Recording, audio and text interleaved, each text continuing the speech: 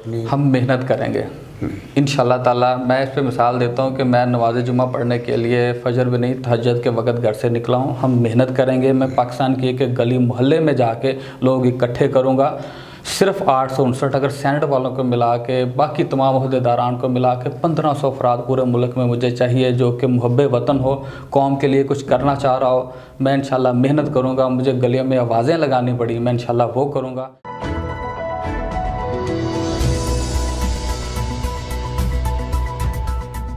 रहमानिर्रहीम। मैं जी ज़मीर फ़ाकी, आप देख रहे हैं सिटी प्रेस। और नाज़रीन, मैं आपको याद दिलाता चलूँ कि यहाँ पर हम जब भी अपने स्टूडियो में मुख्तलिफ़ शख्सियात को मदऊ करते हैं, वो ऐसी शख्सियात होती हैं जिनके डिफरेंट काम हैं, डिफरेंट कारनामे, और वो मुल्क के लिए कुछ ना कुछ करना चाहते हैं। मोहम्मद रिजवान मुनीर साहब जो हैं, चेयरमैन हैं तहरीक कौमी सलामती, एक नई जमात है। कुछ अर्सा पहले इन्होंने इसका जो है ना इनॉग्रेशन भी की है, चीची इलेक्शन कमीशन से वो मंजूर भी हो चुकी है। ये बताएंगे उसके बारे में सारा। हम ये इनसे जानना चाहते हैं कि जब एक मुल्क में बहुत सारी सियासी जमातें मौजूद हैं, बड़ी बड़ी जमातें हैं, बड़े बड़े यानी सरों वाली, सरदारों वाली, पैसे वाली, तो आप किस तरह से क्या वो अपनी खदमात जो हैं इस मुल्क के लोगों को दे सकते हैं कि लोग आपकी तरफ जो हैं वो राग़िब भी हों, और जिसे एक कहते हैं कि चौक दर चौक आपके साथ शामिल हों? वो कौन सा अमल, कौन सा तरीक़ाकार होगा आपका कि लोग आपको वोट डालें? जी सर। जज़ाकल्लाह जी। अल्हम्दुलिल्लाह, तहरीक कौमी सलामती के नाम से 23 मार्च 2024 को सियासी पार्टी का ऐलान किया गया है। इलेक्शन कमीशन ऑफ पाकिस्तान में पार्टी को इन लिस्ट करवाने के लिए कागजी कार्रवाई शुरू हो चुकी है। चंद माह में इंशाल्लाह पार्टी इन लिस्ट हो जाएगी। जहाँ तक रही बात जी, मौजूदा वक़्त में मुल्क में तकरीबन जो तमाम सियासतदान हैं वो बिल्कुल माली तौर पे साहब हैसियत हैं, सरदार हैं, लेकिन मेरे नज़दीक सबसे अहम एक आम पाकिस्तानी के जो हालात हैं वो हैं कि जो कि इंतहाई ख़राब हैं। एक आम पाकिस्तानी शदीद मुश्किलात का शिकार है। रोज़ाना की बुनियाद पर उसके लिए नए मसाइल पैदा हो रहे हैं। मैं ये समझता हूँ कि अब तक जितनी भी पॉलिटिकल पार्टियाँ बनी हैं और हुकूमत में रही हैं, एक आम पाकिस्तानी के लिए वो मुकम्मल तौर पे उसको रिलीफ देने में नाकाम हो चुकी हैं। अब एक आम पाकिस्तानी के हालात देखते हुए ही मैंने ये फ़ैसला किया कि मेरे मद्दे मुकाबिल जो भी हों, अल्लाह खैर करे, अल्लाह वारिस है, हमें उससे कोई फ़र्क नहीं पड़ता। हम आम पाकिस्तानियों को इकट्ठा करके इस पार्टी में शामिल करेंगे, एक आम पाकिस्तानी के मसाइल को हल करने के लिए लेके आगे चलेंगे, क्योंकि मैं ये समझता हूँ कि मेरा मुल्क डूब रहा है। अच्छा रिजवान साहब, बड़ी अच्छी आपकी मतलब सोच और ख्वाहिश तो बहुत अच्छी हो सकती है ये। जैसे हमने देखा कि माजी में, बल्कि बहुत पीछे ना जाए हम, एक तब्दीली के नाम के ऊपर, इनकलाब के नाम के ऊपर और पता नहीं कौन कौन से दावे लेकर एक जमात भी आई और उसने पूरे मुल्क में क्या कहते हैं इलेक्शन भी लड़ा, वज़ीर-ए-आज़म भी बने, और अमलन हमने देखा कि वो कोई डिलीवर नहीं कर सकी, और उनके पास तो बहुत ज़्यादा वसाइल भी थे। तो आप कैसे ये सारी चीज़ें? जी फ़ाकी साहब, वसाइल अहमियत नहीं रखते। अच्छा। अहमियत रखती है आपकी टीम।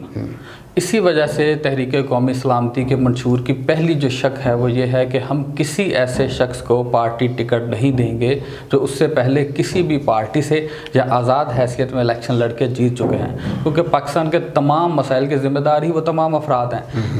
अब पीछे आप जाते हैं 75-76 साल में जितने भी सियासतदान आए हैं, सियासी पार्टियाँ आई हैं, उनके रुफ़का जो रहे हैं वो तमाम वो लोग रहे हैं जो इस मुल्क को मुख्तलिफ़ तरीक़ों से पहले ही नुकसान पहुँचा चुके हैं। गुज़श्ता दौर में जो पार्टी रही है उसके भी सबसे बड़ी खामी ये थी कि उनके सरबरा ने 22 साल में अपना जहन बना लिया हाकिम बनने का और लोगों का जहन बना लिया वोट देने का, लेकिन अफसोस 22 साल में अपने साथ वो टीम नहीं बना सके, जिसकी वजह से ना वो डिलीवर कर सके, क्योंकि ये वन मैन शो नहीं है, ये बहुत बड़ा एक ग्रुप वर्क है, एक टीम वर्क है। जब तक पूरे पाकिस्तान में 859 लोग आपके हमायती साथी नए तरबियत याफ्ता नहीं होंगे, जितने भी वसाइल हों, हुकूमत भी मिल जाए, कोई पार्टी से मुराद टोटल पाकिस्तान के MNA MPs जो हैं जी, पाकिस्तान के इंतजामी तौर पे 7 हिस्से हैं, चारों सूबे, उसके बाद इस्लामाबाद, आज़ाद कश्मीर और गिलगित बल्तिस्तान, 4 सूबाई असम्बलियाँ, कौमी असम्बली और सेनेट, ये सारा सेनेट के अलावा जो है 859 अफराद हैं।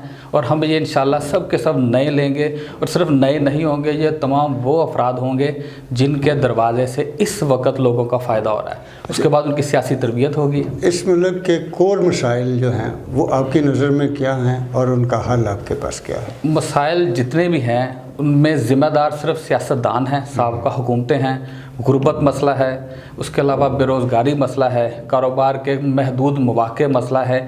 सबसे बड़ा मसला मैं समझता हूँ कि जिस पर सबसे पहले बात होनी चाहिए और कोई भी सियासतदान नहीं करता है, रोज़ाना पाकिस्तान में 5,000 के करीब अमवात होती हैं। अच्छा, 5,000 के करीब रोज़ाना पाकिस्तान से लोग इस दुनिया से जाते हैं इस वक्त मुख्तलिफ वजूहात की बिना पर। अब अगर ये रेशो हाई रेशो है ये कहीं भी। अब हमारी आबादी के तनासुब से अगर हम जदीद मुल्कों को देखते हैं जहाँ पर के कौम के लिए, उनकी कौमों के लिए तमाम सहूलियात मुयसर हैं, उनके अदाद शुमार के मुताबिक ये रेशो 1,000 से 1,500 के दरमियान होनी चाहिए। रोज़ाना 3,500 से 4,000 लोग पाकिस्तान में ऐसे गैर तबी तरीके से फौत होते हैं। उनको तबी तरीके से इसलिए मैं नहीं तस्लीम करूँगा कि अगर हम ज़चगी के दौरान माँ बच्चे को मुनासिब सहूलियात नहीं दे पाते, वो भी एक रोज़ाना 1,000 से ज़्यादा जो लोग माँ बच्चा 1,000 से ज़्यादा पाकिस्तान में फौत होते हैं, उसकी ज़िम्मेदार वो तमाम साबिक सियासतदान हैं जिन्होंने ऐसे इंतजामात नहीं किए। 1,000 से ज़्यादा वो लोग हैं जो सड़कों पर, हस्पतालों में, हस्पताल वाला अमला बहुत बेहतरीन है, डॉक्टरों का रवैया बहुत बेहतरीन है, हम उससे बिल्कुल मुतमिन हैं। लेकिन मैं सवाल ये करता हूँ कि अगर एक डॉक्टर सिर्फ 20 लोगों को चेक कर सकता है, उनके पास रोज़ाना 2,000 पेशेंट आते हैं, वो कैसे मैनेज करेंगे? कोई ना कोई डिले होगा अगर वो बाद में शोर शराबा करते हैं कि हमारा मरीज़ चेक नहीं किया जा रहा।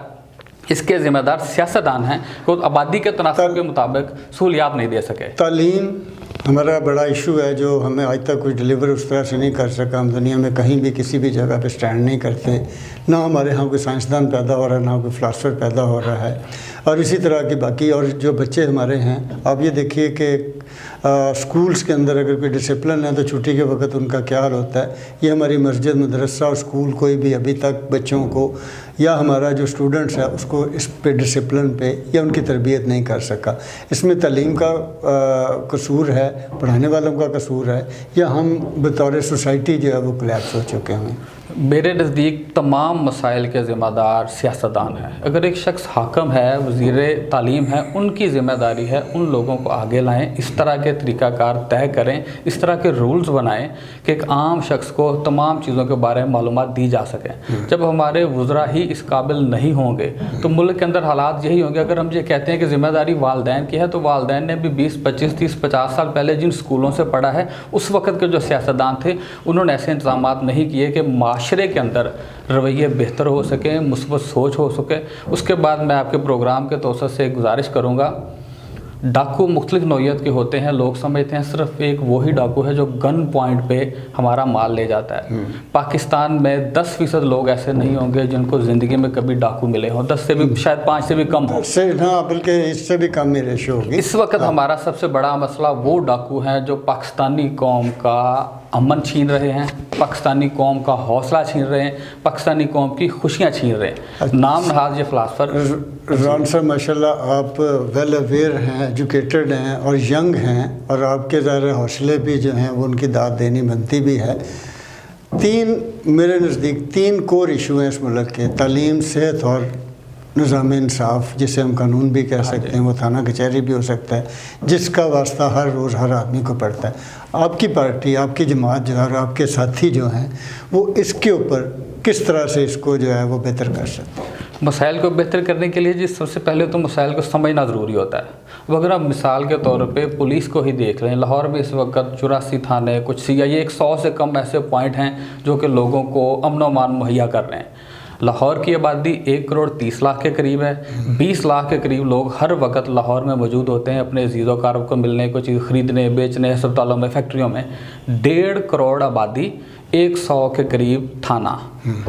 किसी भी थाने में 100 अहलकार नहीं हैं, यानी कि एक थाने को अगर ज़्यादा से ज़्यादा 100 अहलकार भी हों तो 1.5 लाख लोगों की हिफाजत की जिम्मेदारी है। यानी कि एक SHO साहब, उनके पास 2-4 टूटी फूटी गाड़ियाँ, 1-1.5 दर्जन जो टोटल अहलकार होते हैं, वो सब मिलके 1.5 लाख लोगों की जो है आबादी, उसको अमन व अमान मुहैया करते हैं। वो कैसे करेंगे? इसमें मेरी हमदर्दियाँ महकमों के साथ हैं। महकमों के आला अफसरान वो भी इसी तरह परेशानियों का माली तौर पर कम वसाइल का शिकार हैं। लाहौर में कम अज़ कम 500 थाने होने चाहिए नहीं है आबादी के तनासब से। हम इंशाल्लाह थानों की तादाद को ज़्यादा करेंगे, इन बेहतरीन महकमों के बेहतरीन अफसरान को ज़्यादा से ज़्यादा सहूलियात देंगे। जब मैं फिर अर्ज़ करूँ कि एक शख्स मुनासिब लोगों को ट्रीट करेगा ना तो उसका रवैया भी बेहतर हो जाएगा। थोड़ा सा आपसे इख्तिलाफ इस हवाले से करूँगा कि दुनिया भर में जो इस वक्त निज़ाम है वो जदीद टेक्नोलॉजी पे जा रहा है।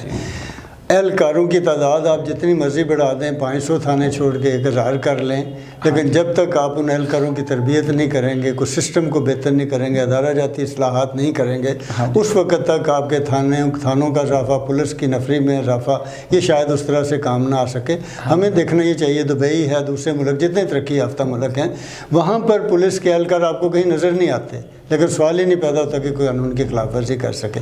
बहरहाल ये तो मेरा आपके साथ, क्योंकि मैं रजिस्टर्ड कर रहा हूँ इख्तिलाफ के हवाले से, तालीम, सेहत, ये सारी चीज़ें हैं, इस पर थोड़ा सा मुख्तसर अपना जो है ना कमेंट्स दीजिए। जी, तालीम सेहत, इसको हम इंशाल्लाह जदीद खतूत पे इस्तवार करेंगे। सेहत इंतहाई ज़रूरी है। जिस तरह मैं दोबारा अर्ज़ करूँ कि पाकिस्तान में जो रोज़ाना 3,500 से 4,000 लोग दुनिया से जा रहे हैं, जो ज़्यादा से ज़्यादा 1,000 से 1,500 होना चाहिए, और तालीम के शोबे में कमी की वजह से उसी को जब आगे चल के महकमा सेहत में जो कमियां हैं वो तमाम मसाइल का जड़ हैं। हम इंशाल्लाह उनका अदराक रखते हैं, उनके बारे में मालूमात रखते हैं और बेहतरीन इक़दाम करेंगे इस हवाले से, ताकि मुल्क को कौम का ज़्यादा से ज़्यादा फ़ायदा हो सके। आपने अभी अपने एक वो जिक्र किया कि आप किसी पार्टी से, किसी जमात से और किसी ऐसे फ़र्द को जिसने इलेक्शन लड़ा उसके साथ कोई रब्ता नहीं रखेंगे या अपनी जमात में शामिल नहीं करें, जबकि यहाँ पर तो एक इलेक्टेबल का जो है एक वो बहुत बड़ा फ्लड है जिसकी बिना पे कोई हुकूमत साजी नहीं कर सकता।